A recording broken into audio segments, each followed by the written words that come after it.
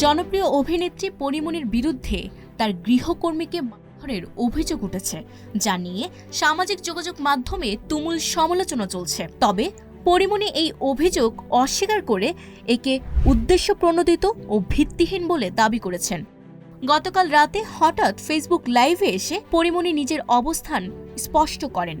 বলেন, আমার কাছে সব প্রমাণ রয়েছে, তবে আমি তা এখনই প্রকাশ করতে চাই না, কারণ আমি আইনের প্রতি পূর্ণ শ্রদ্ধাশীল।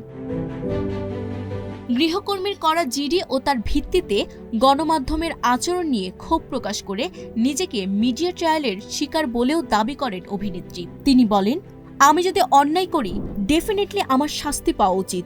যে কেউ অভিযোগ করতেই পারে, কিন্তু সেটা প্রমাণিত হওয়ার আগেই আপনি তাকে দোষী সাব্যস্ত করে দেবেন।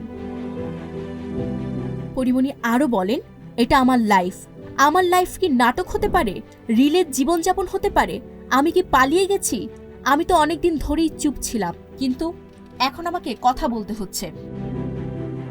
এভাবে পরীমনি তার বক্তব্যের মাধ্যমে স্পষ্ট করেছেন যে তিনি আইনের প্রতি শ্রদ্ধাশীল এবং উদ্দেশ্যপ্রণোদিত মিডিয়া প্রচারের বিরুদ্ধে নিজের অবস্থান দৃঢ়ভাবে ঘোষণা করেছেন। Sabikun Nahar Sadia, news flash 71।